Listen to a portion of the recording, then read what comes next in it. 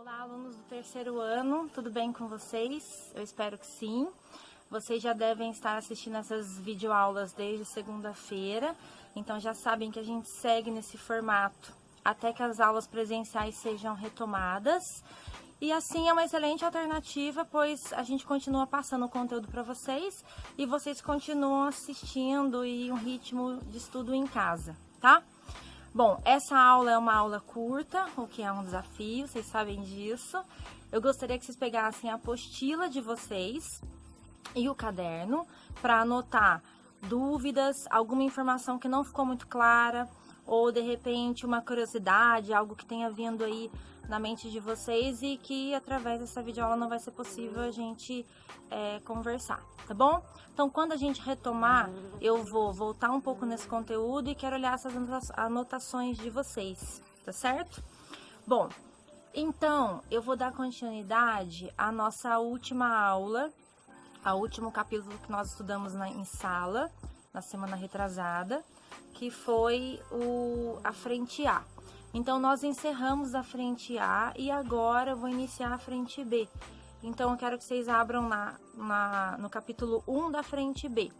O título desse capítulo é Fisiologia Vegetal. Então, olha só, até a nossa última aula presencial, nós estudamos alguns sistemas do corpo humano, inclusive foi o sistema endócrino. Encerramos lá, a partir de agora a gente abre um novo assunto, que é Fisiologia Vegetal, é uma parte do estudo de botânica, tá bom? Então a aula de hoje ela é completamente nova, ela não tem relação com o último capítulo de sala, tá?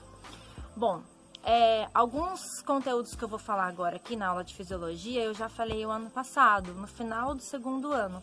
Então, o que for de extrema importância, eu vou retomar durante essa aula, certo? Então, vamos lá, abram a apostila aí na página 5 de vocês. Eu tô olhando aqui para baixo porque eu fiz um resumo que eu vou disponibilizar na tela para vocês de vez em quando e também vai através do WhatsApp como material de apoio, tá? Esse resumo aqui que eu fiz, que são 4 folhas, tem as informações, principalmente no formato de esquema, que eu acho que ajuda muito no estudo de vocês, né? Para depois, inclusive, quando forem fazer uma revisão. Bom, então vamos dar início à aula, olha. Fisiologia vegetal. Quando a gente pensa em fisiologia, significa funcionamento.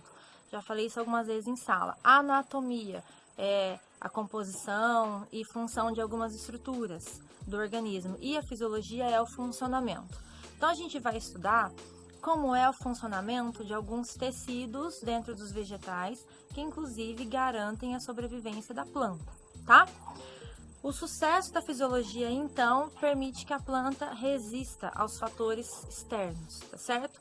Quando a gente pensa em fisiologia, a primeira coisa que a gente tem que pensar é em equilíbrio hídrico, ou seja, tem que existir uma quantidade suficiente de água para a planta funcionar, tá? Para o metabolismo completo dela conseguir ser executado. E aí, quando a gente pensa em equilíbrio hídrico, a gente pensa em 3 processos. Então, vou citá-los aqui e são justamente esses processos que a gente vai ver agora detalhados nessa videoaula. Primeiro processo é a absorção, o segundo é o transporte e o terceiro é a transpiração. Esses processos têm que estar em funcionamento e equilibrados, né? Então, a absorção é justamente, o nome já diz, justamente o processo de sugar do ambiente água e sais minerais. Transporte, promover a circulação desses componentes que foram absorvidos e alguns que vão ser produzidos, que eu vou falar daqui a pouco. E a transpiração é a saída de água sob a forma de vapor, para que o movimento de água, o fluxo de água aconteça corretamente. Então, absorção, transporte e transpiração. A partir de agora, eu vou falar um pouquinho de cada um, tá? O primeiro, então, é a absorção. Na apostila de vocês, quero que vocês vejam a página 5 e 6, tá? Lá tem um capítulo sobre absorção, aliás, um texto sobre absorção. Inclusive, esqueci de comentar no início do vídeo que, apesar de eu reunir aqui as principais informações, é de extrema importância que vocês leiam o texto completo da apostila, o texto inteiro. Todos os quadrinhos, as curiosidades, observem os esquemas, as legendas, tá bom? porque só a partir desse estudo completo que vocês vão conseguir realizar todos os exercícios propostos da apostila e aqueles que eu estou enviando também, tá? Esqueci de comentar isso no começo. Então, vamos lá. Absorção. A raiz é o órgão responsável por promover a absorção de água e sais minerais e também promover a fixação da planta no solo. Então, a gente começa a estudar fisiologia através das raízes, tá? Como eu falei agora, né? A principal função aí na absorção vai ser justamente a absorção de água. Como que essa água vai sair do solo e passar para dentro da raiz? Veja bem. Esse processo vai acontecer através de osmose. Então, lá no primeiro ano, vocês estudaram osmose, teve uma retomada ano passado e agora a gente entra de novo, eu vou explicar rapidinho com osmose para entender o processo de absorção. Então, olha só, a osmose, ela sempre vai passar do local menos concentrado em soluto para o mais concentrado em soluto, no sentido de diluir esse local mais concentrado. Então, o que vai acontecer? A água vai sair do solo, vai entrar nos pelos absorventes da raiz, eles têm que estar mais concentrado. Aí a gente diz que a pressão osmótica das raízes tem que estar superior à retenção de água no solo. Então, se a concentração estiver maior, a água flui naturalmente para dentro da raiz. Entrou nos pelos absorventes, a água vai seguir um caminho. E aí a gente chama de fluxo hídrico da água, assim que ela é absorvida. Qual é o caminho? Pelo absorvente, córtex e xilema. Chegou no xilema, pronto, é o canal principal por onde essa água vai fluir. Aí eu quero fazer uma observação, uma pausa no conteúdo de fisiologia para retomar algo que a gente viu ano passado. No final do ano, nós estudamos os tecidos permanentes e aí estudamos tecidos de transporte, que são 2. Então é importante a gente retomar isso agora, tá? Primeiro tecido de transporte, xilema, é um tecido morto e é um tecido que está localizado na região interna da planta. O xilema, ele tem um fluxo ascendente, ele sobe e ele leva água e sais minerais, ou seja, da raiz para as folhas. Segundo canal de transporte é o floema. O floema, ele tem um fluxo descendente, ele desce, então é das folhas para a raiz, e ele carrega a seiva elaborada, ou seja, uma substância vinda como resultado da fotossíntese, tá? Floema é vivo, então xilema e floema, seiva bruta, seiva elaborada, xilema, região interna, e o floema, não falei, mas a localização dele é periférica, tá certo? Então a água vai entrar no xilema, retomando agora a fisiologia. Vai fluir e seguir até as folhas. Então, vamos entender agora como que vai ser essa subida da seiva bruta, tá bom? Água e sais minerais. Veja bem, se essa água com sais, ela vai subir, ela tá contra a força da gravidade, o que é um super desafio. Imagina como que uma planta que tenha metros de altitude, ela vai conseguir ter água disponível até as últimas folhas. E aí, o que acontece? Dentro do xilema, existe uma teoria, que é a teoria que comprova a subida dessa seiva bruta, que é chamada de teoria da tensão-coesão das moléculas de água. Então, imagina um canudinho, e dentro desse canudinho existe uma coluna única de água e constante, tá certo? Sempre preenchida por água. O que vai acontecer? A coesão entre as moléculas de água e a tensão existente entre elas, junto com a adesão dessas moléculas na parede do vaso, faz com que essas moléculas fiquem unidas e fiquem fixas dentro dessa coluna. Quando a água é absorvida ali, essa coluna é preenchida. E lá em cima, na copa, vamos pensar numa árvore. Lá na copa, quando ocorre transpiração, vou falar daqui a pouco um pouco mais sobre isso, mas é o que? A saída de água sob a forma de vapor, existe movimento dessa coluna de água. Então, imagina um canudinho, onde eu puxo uma gotinha aqui em cima, automaticamente entra uma gotinha aqui embaixo. Então, a transpiração puxa essa coluna de água para cima. Por isso, a transpiração é um processo de extrema importância para a planta. É ela que vai puxar a seiva bruta, tá? Então, teoria da tensão-coesão das moléculas de água. É como se cada molécula tivesse unida, dando a mão assim uma para outra, fazendo com que elas consigam subir, tá bom? Bom, agora existe uma questão aí. já que a gente já entendeu como que essa seiva bruta sobe. Quando a umidade relativa do ar está muito alta e a transpiração está baixa, esse movimento para, tá certo? Porque lembra que eu disse, é a transpiração que puxa. Porém, se a pressão osmótica da raiz estiver alta, ou seja, está entrando bastante água, a raiz está absorvendo muita água, a planta vai ficar com excesso de água e ela não pode. Então, o que ela faz? Um processo chamado de gutação. Vejam lá na apostila, na página 7, tem um desenho bem legal, tá? Página 7 da apostila de vocês. Processo de gutação. Na borda das folhas existem poros. Esses poros, que são chamados de hidatódios, eles abrem e o excesso de água sai por ali. Ficam várias gotinhas de água assim na borda das folhas. Então, essa água ela extravasa, é água que está em excesso, tá? Não é a transpiração, tá bom? É a gutação, é visível. Bom, agora a gente vai ver um pouquinho da seiva elaborada. A seiva elaborada, ela é uma substância resultante do processo da fotossíntese e ela precisa ser transportada para todas as partes da planta. Lembrando que ela está sendo produzida aqui em cima, então ela tem que descer, tá? Quem vai descer essa seiva elaborada é o floema. A partir de que tipo de teoria, de qual processo?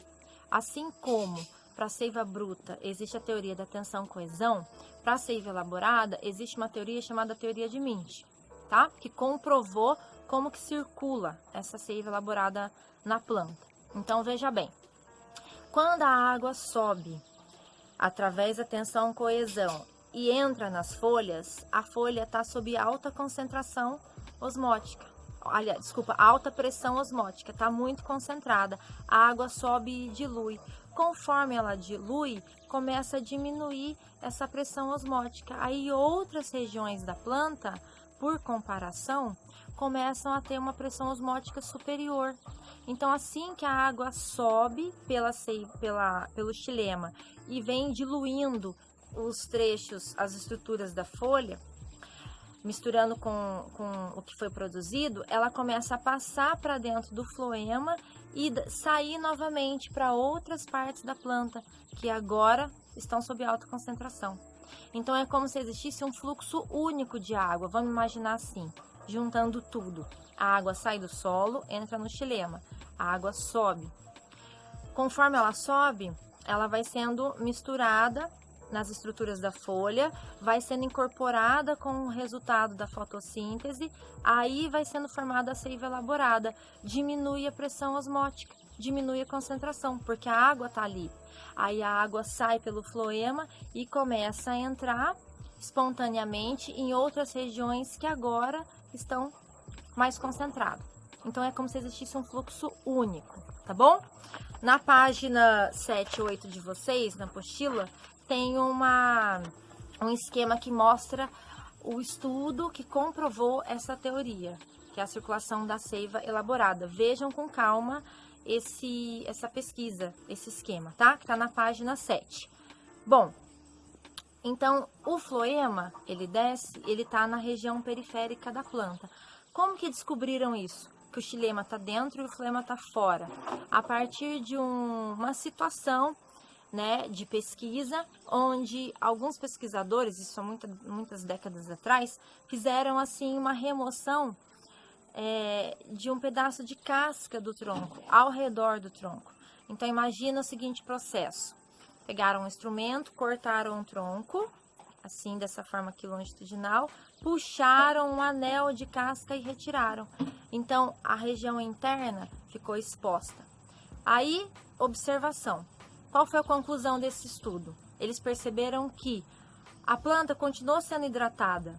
Então, o xilema, ele está por dentro, ele continuou levando seiva bruta. Porém, após algum tempo, houve um espessamento na borda desse corte, na parte superior. Vejam lá o esquema de vocês na página 9, tá?